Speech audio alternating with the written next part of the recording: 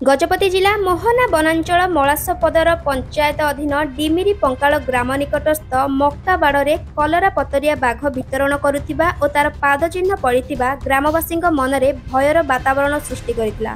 एही खबर पाई वन विभाग अधिकारी और कर्मचारी घटनास्थल में पहुंचीथिले, किंतु मक्काबाड़े पड़िथिबा पादचिह्न बाघर नुहे गधियार बोली मोहना रेंजर लक्ष्मी प्रसाद विषयी सूचना दैछन्ती। लोकंकु भयभीत न हेबा पई विभाग पक्षरु सचेतन मध्य करा जायछि।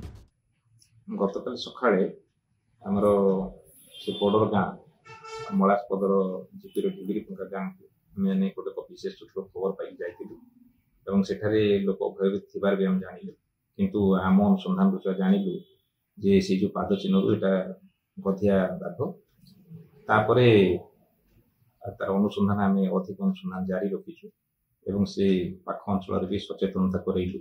आम टोटाल स्टाफ मिसिकी भयभीत नहापी कहलु एवं सकाଳେ सन्धारे प्रायतः 3टा गाँ को कवर कर आज भी जीवु एवं सचेतनता जारी रही। या कौन लोक जो भयभीत अच्छा कहते या कौन प्रकृत आपण मानुन जे बाघ बोली आप तो देखी कहते गधिया बोली, किंतु जो लोके आतंकित अच्छा कहते दूर सत लोक आतंकित बाघ बोली जानला पर लोक आतंकित होगा स्वाभाविक कथा, कारण ये मध्य आम गजपति जिले में गोटे बाहर आसवा बाघ संपर्क में अनुसंधान करके देखा जाता लोक मन भर गोटे भय अच्छी, किंतु भयभीत न होगा आम कह।